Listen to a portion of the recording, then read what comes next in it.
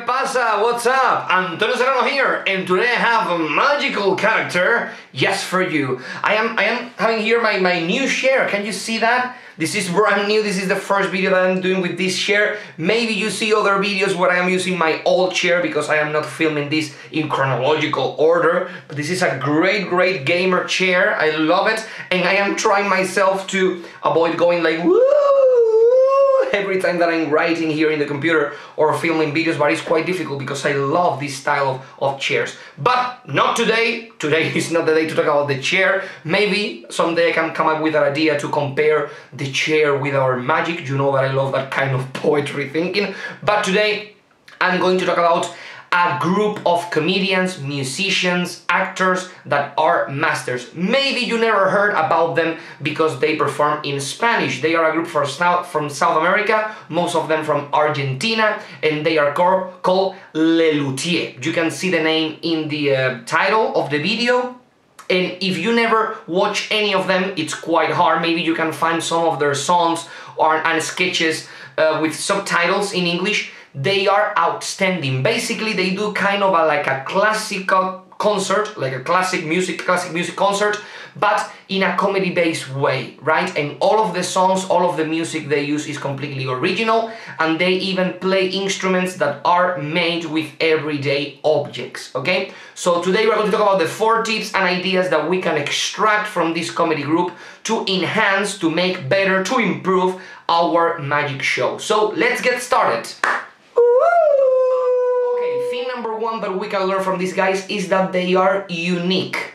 They are 100% unique. If you want to watch some kind of show with classical music, people that play instruments extremely well, they are masters. The guy that plays guitar is incredible, the guy that plays the piano is incredible, and all of them can play most of the instruments. Some of them are better with some instruments and others with other instruments, but all of them can sing great. All of them can act, perform, are very funny, and they have outstanding music, outstanding lyrics with a very pure, intelligent humor, quite funny. They are unique. If you want to watch that kind of show, the only show that you can watch is theirs. And that is something that happens a lot. When I was like 17, 18 years old, I had been performing magic for 4 or 5 years.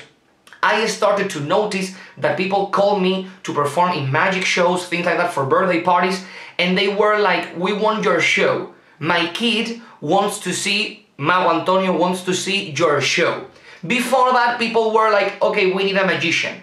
And a lot of them were like, well, I found a magician that is cheaper than you. We don't want to spend the money. Right? When you think about it, when I was like 13, 14 years old, that maybe I was charging like 50 euros, something less than 50 pounds, and he's like, yeah, you really found a magician that's cheaper than that? Oh my God, it's incredible. So there was a point where people call me saying, I want your show, right? And that's the thing, when you are unique and people love what you do, the only choice they have is to book you.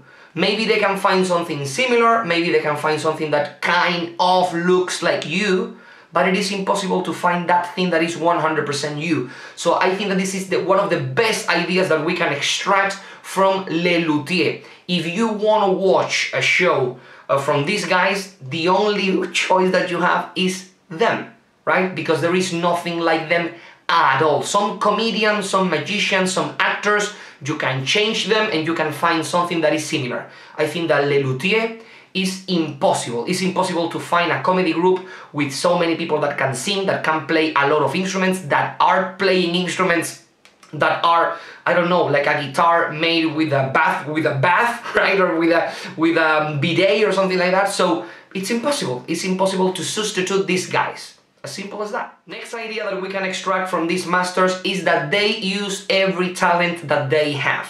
There is not a single talent that these guys have that they don't use. Even dancing, they are not great dancing, but they know how to dance more or less some of the most typical rhythms in South America. So they have like a couple of songs where they dance, and it's quite funny, it's quite interesting. Every talent that they have, they put it on stage, and it is outstanding. I remember when I went with my father to see them live, I was able to see them live, and most of the members were the original members that started this group in 1967. So my father was like, oh, this is great, what a great show. And I said to them, what was your favorite song? Right? Because when you go there, it's like a concert, like an opera concert, and they give you like the program with all of the pieces that they are going to perform, right? What's your favorite song? And my father said to me, my favorite bit wasn't the songs. My favorite bit was the presentations before the songs. Right? And the line, the story behind the show is one of the members that is like in the psychiatrist or something like that, and is lying there in the kind of small sofa that they have, and another member of the group is playing the role of the psychiatrist, and he's trying to understand why is he having a difficult time trying to write some kind of project that he's doing about music. And he's using that story to introduce each of the songs, right? And my father said to me, the thing that I loved the most was the introduction of each song. Those two guys in the middle of the stage with a chair and a small sofa, and everyone laughing, everyone having a blast. So if you find someone that is not that interested in the music, in the songs or things like that, he's going to fall in love with the comedic aspect of the show. And if they don't fall in love with the comedic aspect of the show, they are going to fall in love with the structure. And if they don't fall in love with that, they are going to fall in love with the craftsmanship of making the strange instruments. So you have so many talents in there that it's impossible not to feel impressed with something during the show. What a great bit. We magicians are all only interested, most of us, only interested in the magic aspect. I want this to be fooling. I want this to be impressive. But you should also try to be funny or poetic or clever, some kind of structure inside the show. You should be an interesting character. If you have all of these aspects to impress people, you are going to find that most people, more people in the audience are going to be interested in your show. If you only have magic, you are only going to be interesting for people that like magic to a certain extent, right? Because a whole hour or an hour and a half of just pure magic, bam, bam, bam, bam, bam, that could even tire me, right? So we must be careful with that. Yeah. Okay, next idea and tip that we can extract from these masters, it is less is more. That's right, less is more. These guys play different characters, they tell stories, they change from one style of music to the other. Maybe they have like a Latin kind of rhythm, then opera, then jazz, then blues, but they never wear costumes. They are only wearing like a black suit with the black bow tie and the white shirt, kind of like an opera player, right? A classical music player. So it's your imagination, the one that has to create the costumes, the settings, because it's just like a red carpet in the middle of the stage, black curtain in the back, and there are no settings, only the instruments, and the way they act, the way they perform. So I think it's great to see a show that fills an entire stage with just 5 or 6 guys that are wearing like very boring, very plain costumes, right? They are not even costumes, they are just suits.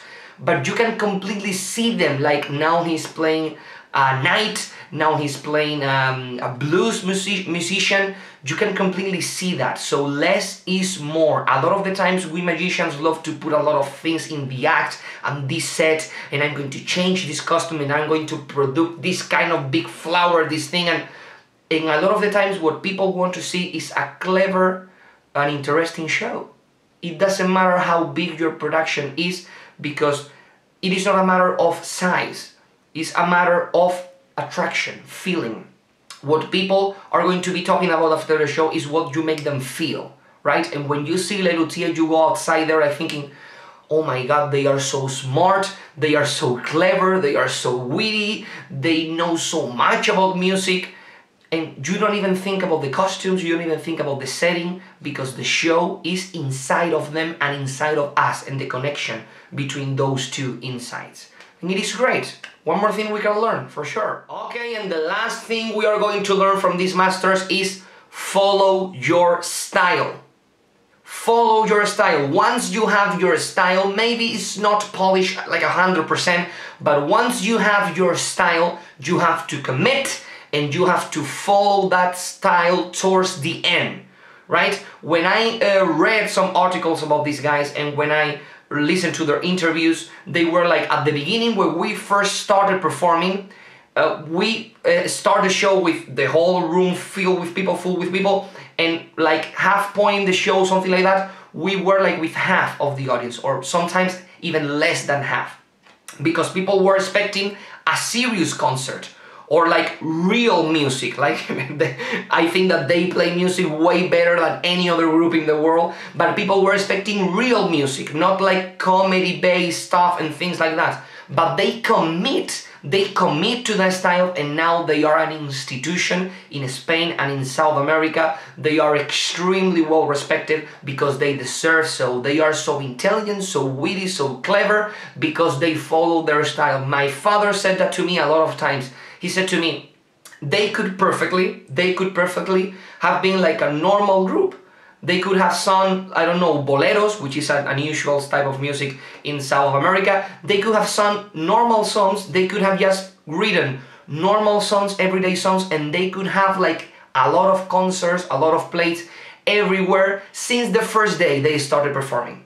But they committed to the style. They followed their style, and now they are unique. Maybe if they started playing songs from other groups or original songs but not funny songs, normal songs, they wouldn't be in the hierarchy, in the place or in the performance hierarchy where they are right now, which is in the top of their game. Why are they in the top? Because there is nothing below. There is nothing that can compete with these guys. So thank you very much for watching this video. I hope that you found this information useful. Please comment below any ideas that you have. Did you know Les Luthiers, or did I introduce them to you? Because you are in for a real treat if you start watching these guys. Please comment below, please subscribe, and as always, I will see you in a near future. Bye there.